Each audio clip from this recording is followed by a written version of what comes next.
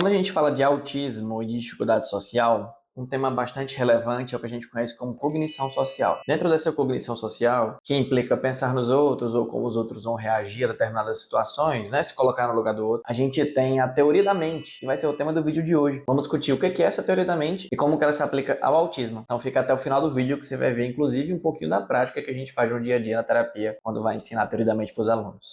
Então vamos lá, contextualizando primeiro o conceito do que é teoria da mente. Teoria da mente é uma forma de entender como é que outra pessoa se sente. Seria um exercício de empatia por meio da cognição, por isso que está ligado à cognição social. Eu crio um cenário onde alguma pessoa está com alguma expectativa, pode ser expectativa de emoção, pode ser expectativa de crença, enfim, alguma expectativa específica, só que o contexto real contradiz a expectativa. Então, por exemplo, eu estou esperando que numa caixa de sapato tenha um sapato dentro, quando eu abro tem um gato. Então, o contexto físico, o ambiente, contradiz uma expectativa lógica de pensamento. Contradiz o que a inferência nos diria de modo automático ao ver aquela situação. Teoria da mente é esse exercício do aluno de produzir respostas empáticas por meio dessa interpretação da realidade. Os alunos que têm um bom desenvolvimento dessa teoria da mente, dessa cognição social nesse sentido, eles vão ter mais empatia, eles vão conseguir se colocar melhor no lugar do outro, eles vão conseguir interpretar melhor a realidade, vão conseguir entender as diferenças de interpretação de sentimentos entre pessoas, entender melhor como é que os contextos geram determinados sentimentos, né, e como que a expectativa versus a realidade pode alterar a resposta das pessoas.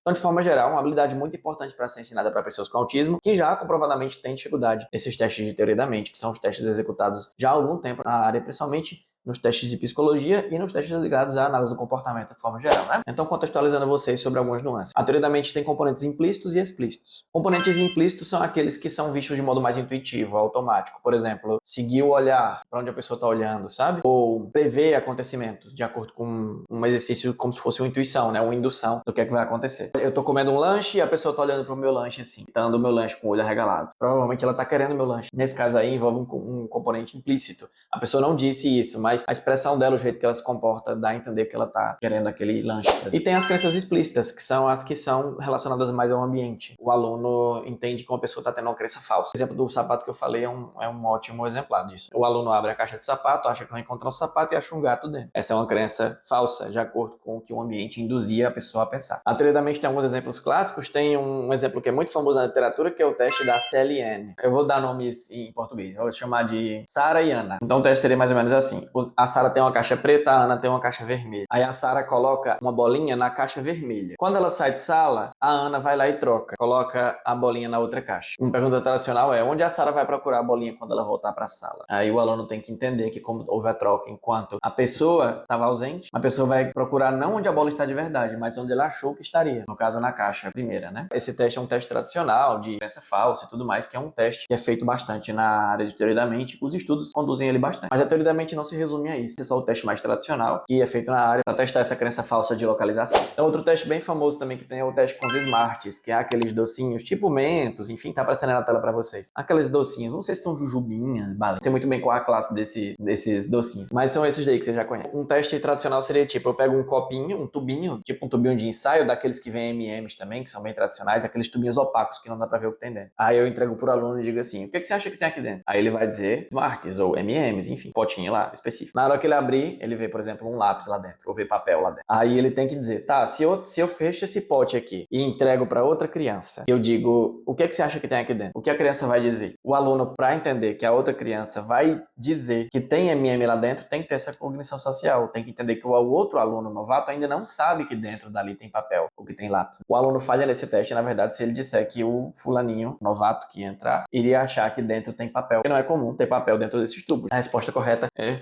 dizer que teria M&M's ou que teria os Smarts ali dentro. Essas tarefas são desenvolvidas ali por volta dos 3 a 5 anos de idade em crianças que têm desenvolvimento neurotípico, tem essa margem de variação aí, né? E se seu aluno com autismo falha, significa que ele ainda não consegue estabelecer essa cognição social, não consegue fazer o que a teoria da mente pede, que é se colocar no lugar do outro e agir com empatia nesse exercício de imaginação. A questão é que pessoas com autismo, como a gente já falou, mesmo sem deficiência intelectual, tá? Não estamos falando daquele cenário de pessoa autista que também tem deficiência intelectual. Pessoas autistas, mesmo com quadros de nível 1 de suporte, sem DI, por exemplo, eles apresentam dificuldade nesse teste, de teoria da mente. A cognição social, inclusive, é mais prejudicada naqueles contextos que não tem representação visual. Então tá aparecendo na tela para vocês, é um esqueminha de teoria da mente que pode ser visual, né? Esse é um dos modelos que dá para fazer, por exemplo, tem esse aí do armário, tem esse da caixa de pizza, dá para fazer essas tarefas, né, como a gente já apresentou aqui no vídeo, mas a maior dificuldade não é nem nesses visuais, mas sim naqueles que são somente por linguagem. que é o que eu acabei de fazer aqui com vocês no vídeo, né? Não tem nenhuma representação visual, eu só falo pro aluno, ele tem mais dificuldade de entender as nuances. Geralmente os alunos com autismo falham nesses testes. E a questão principal da teoria da mente é que a inabilidade nessa área específica, na cognição social, traz dificuldade de socialização. Bom, muitos estudos, por exemplo, esse aí de 2020, ó, da Roselot, ele identificou 2 perfis de crianças com autismo. Primeiro foi conduzido uns testes de teoria da mente, aí descobriu um grupo que tinha dificuldade e outro que não tinha dificuldade, com e sem dificuldade em teoria da mente. O que teve menor dificuldade na teoria da mente, ou seja, o que conseguiu ter mais cognição social, foi a que teve menos prejuízo nas interações. Os alunos que apresentavam menor déficit social também tinham menor déficit na teoria da mente. Então é como se a teoria da mente, ou o desenvolvimento dessa cognição social, tivesse relacionado à dificuldade na socialização dos meninos. Então é uma variável que, segundo os estudos aqui, segundo esse pelo menos, está diretamente relacionada à habilidade social.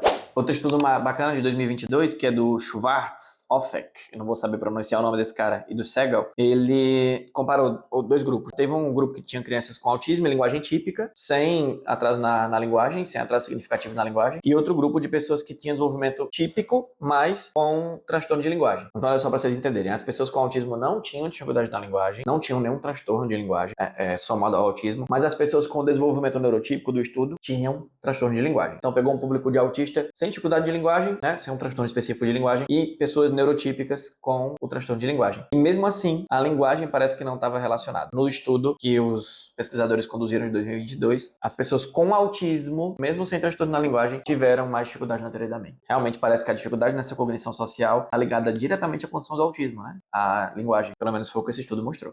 Parece que a teoria da mente é algo central realmente no autismo, está ligado diretamente à linguagem. A menor linguagem pode até estar relacionada a mais dificuldade na aprendizagem da teoria da mente, mas mesmo as pessoas autistas que tinham a linguagem preservada, digamos assim, eles também tiveram dificuldade na teoria da mente. Tem outros estudos que mostram outras coisas interessantes, por exemplo, não é só o autismo tem dificuldade na teste de teoria da mente, outros transtornos do desenvolvimento também tem. Teve um estudo de 2020 conduzido por a Sambuska Lewandowska e colaboradores. A pronúncia tá difícil nesse vídeo aqui com o nome dos autores, mas eles apontaram déficit em áreas gerais, né? Teve déficit na teoria da mente presente em TDAH, TOC e transtorno de conduta, outros transtornos variados. Mas, por exemplo, o que eles pegaram de especificidade é que no TDAH a dificuldade envolvia principalmente interpretação de emoção, do contexto de falsa crença de emoção. Mas quando era falsa crença de contexto real, tarefa neutra, como esse exemplo clássico da CLN que eu falei, eles não tiveram dificuldade. A dificuldade nas tarefas de crença falsa mais relacionadas à emoção era mais difícil no TDAH. Enquanto que no autismo não, né? Qualquer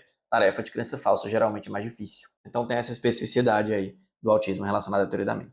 Então, o que isso implica na nossa prática? Primeiro, se você trabalha com pessoas que têm autismo ou que têm alguma outra condição neurodivergente, teoria da mente possivelmente vai ser um tema de intervenção sua. É uma dificuldade central do autismo e de outros transtornos, como a gente viu, mas principalmente do autismo. Essa cognição social tem que ser ensinada desde cedo. Então, trabalhe com teoria da mente, use exercícios práticos, como esses que eu mostrei aqui para vocês, ou produza também exercícios relacionados ao cotidiano do aluno. Muitos alunos, às vezes, vão sair bem nos testes, mas vão ter dificuldade na hora da prática. Então, acompanhar essa fluência, essa generalização no dia a dia também é importante. Não é só porque seu aluno passou em um teste de laboratório, num teste científico, numa pesquisa ali que você pegou na internet, que seu aluno vai ter um bom desenvolvimento na teoria da mente. Essa cognição social ela tem que ser ensinada também de modo generalizado. Então, atenção também à prática, não só à teoria. Essa é até uma área que a gente chama de teoria da mente aplicada. Então, é uma parte onde eu pego a teoria da mente que está ali nos estudos científicos e aplico na prática. Algumas habilidades que podem facilitar o desenvolvimento dessa teoria da mente, além desses testes, é o brincar social, raciocínio indutivo, por exemplo. Eu mostro uma imagem e pergunto para o aluno o que vai acontecer em seguida. Por exemplo, eu mostro uma imagem de um gatinho derrubando um copo de leite. O copo de leite está aqui na beiradinha, né? O gatinho batendo no copo de leite. Aí eu pergunto, o que você acha que vai acontecer em seguida? Ela tem que dizer, por exemplo, que o copo vai cair no chão e quebrar. Apesar de não ser uma cognição social, né? Ela está induzindo eventos, mesmo que não tenha visto. Ela está criando hipóteses a partir da realidade, né? Então essa habilidade é importante e vai ser um pré-requisito bacana para quando chegar lá na teoria da mente mais complexa. Então, enfim, muitos exercícios nesse sentido podem ajudar. O importante, principalmente, é que você entenda qual é a dificuldade específica do seu aluno. Conduzir esses testes pode esclarecer para você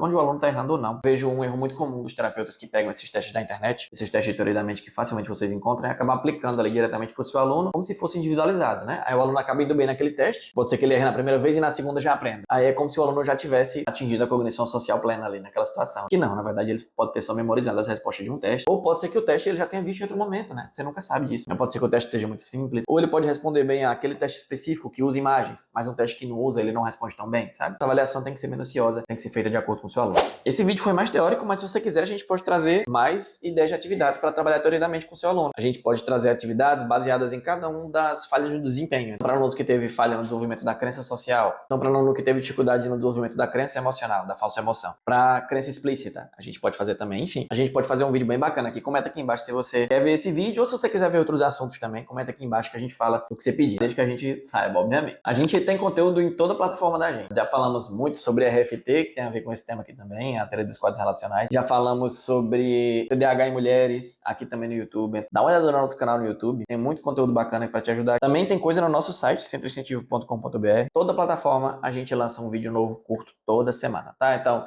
TikTok, Instagram e YouTube Shorts. Um vídeo por dia, na verdade, né? Eu falei por semana, mas é por dia. Um vídeo por dia. De segunda a sexta sai vídeo novo. Tá aparecendo aí na tela para vocês os QR Codes. Quem estiver assistindo na TV pode ler. Ou então você digita no site, vai na rede social específica e procura a gente. Então nem pensa que a gente repete conteúdo, tá? A gente faz conteúdo personalizado para cada rede. Deixa o like, se inscreve aqui no canal para receber novos vídeos sobre esse assunto ou sobre outros temas que a gente fizer. Eu espero que vocês tenham gostado do vídeo e até a próxima.